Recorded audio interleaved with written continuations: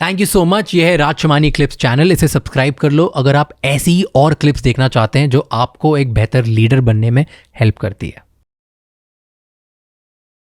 मान लो कि दो फाउंडर्स हैं, दोनों के बिजनेसेस अभी at this point loss making है। दोनों के स्टार्टअप्स में पैसे बनेंगे 5 साल बाद, ठीक है, और 5 साल तक चलाने के लिए दोनों को 100 करोड़ रुपए चाहिए।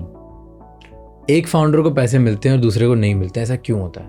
क्या डिफरेंस होता है? आपको क्या लगता है कि जब बिजनेसेस दोनों ऑलमोस्ट मान लो सेम पोटेंशियल है, ऑलमोस्ट मान लो 100 करोड़ देने के बाद ही पता चलेगा? क्योंकि देखो reality is as much as कोई कितना भी बोल दे, राइट, प्रेडिक्ट कोई कुछ नहीं कर सकता, ठीक है। आप बोल दो कि ये बहुत बड़ा टैम है, ये वो है, ये ऐसा है, इसकी टीम बढ़िया है, इंसान बढ़िया, कुछ प्रेडिक्ट नहीं कर सकते आप। At the end of the day आपको बस अर्ली 3-4 साइंस पे आपका गट फीलिंग और डेटा के साथ आपको थोड़ा बैक करना पड़ेगा, इन अ होप कि मेरा वाला बेट दूसरे से बेटर चल जाए।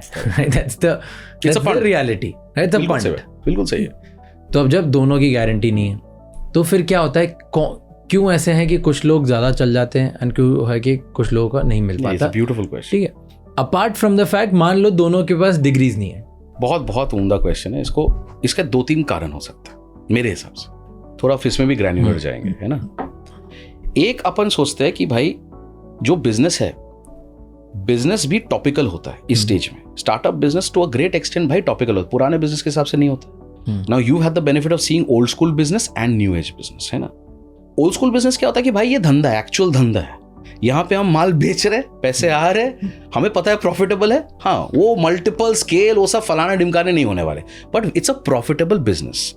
दूसरा बिजनेस जो है, you are building for scale, for reaching somewhere, for a certain size, market size जो आपको करना है, तो वो टॉपिकल भी हो जाता है। टॉपिकल जब हो जाता है, इसका मतलब क्या होता है भाई? टॉपिकल मतलब उस माहौल में, उस सिचुएशन में कौन सा चीज चल रहा है, किस हिसाब से चल रहा है। अब आप एग्जांपल ले लो कोविड। जब कोविड आके गया, why did edtech become the flavor of the season? Because सबको लगा उस टाइम पे कि भाई अब तो फिजिकल क्लासेस का कोई वैल्यू ही नहीं है, सब ऑनलाइन पढ़, अब सब ऑनलाइन होगा, तो वो फ्लेवर ऑफ द सीजन हो गया। इसलिए आपने देखा इतने एडटेक कंपनीज आए, ताबड़तोड़ पैसे रेज हुए, बट ऐसे बहुत सारे लोग थे जो बहुत कमाल की चीजें बनाए, but they bounced on the whole thought process कि यार it is topical।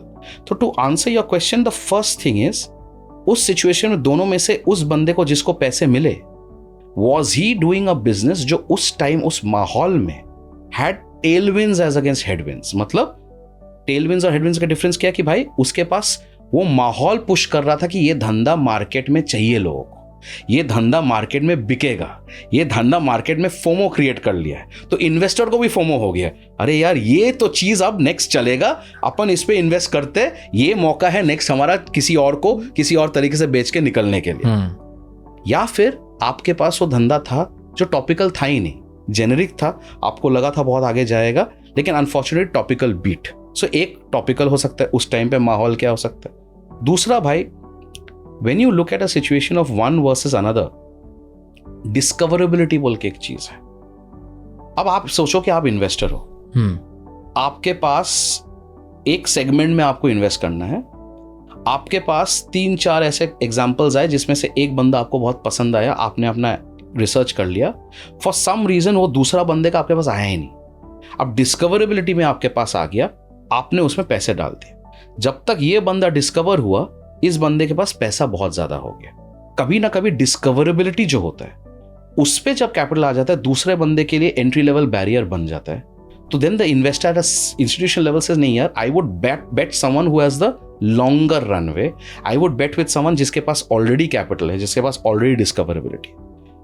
Third, which I think is the most important, जो लोग बात नहीं करते भाई, is the difference between the founder mindset. अब ये फाउंडर माइंडसेट क्या है? बहुत कुछ हो सकता है। जिस बंदे को पैसे मिले, was he more resilient in the बंधन जिसको नहीं मिला? वॉज द कॉन्सेप्ट ऑफ को founder versus solo founder?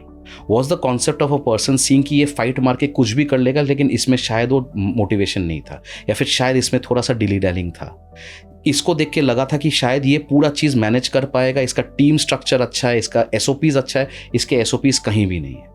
So founder mindset is a mixture of multiple things and we can go much more into depth in founder mindset, but founder mindset में बहुत सारे चीज़ें आते हैं which tests and shows an investor कि ये founder क्या होता है इन्वेस्टर? एक घोड़ा है, ये रेस में बंदा घोड़ा आगे बढ़ेगा और आगे बढ़ता जाएगा, या फिर is he going to be a घोड़ा हु टर्न्स इनटू अ गधा over a point of time. तो इन्वेस्टर वही गेज करता रहता है, and then mindset creates the differentiator. तो for that reason, even though two people can start from the same platform, एकदम same background से, but बहुत सारे एस्पेक्ट्स के वजह से एक बंदा दूसरे के आगे जा सकता है।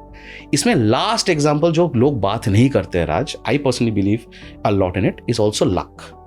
Being at the right place at the right time, doing the right business at the right time, knowing the right people at the right time. तो जो किस्मत है ना, किस्मत भी बहुत बड़ा खेल खेलता है। तो ये सारे कॉम्बिनेशंस के वजह से one person might go ahead of the other, even though दोनों का शुरुआत सेम था। थैंक यू ये क्लिप को एंड तक देखने के लिए। राजमानी क्लिप्स चैनल को सब्सक्राइब कर लो अगर आपको और भी मज़ेदार इसी तरह की क्लिप्स देखनी है आपकी फीड पे डेली।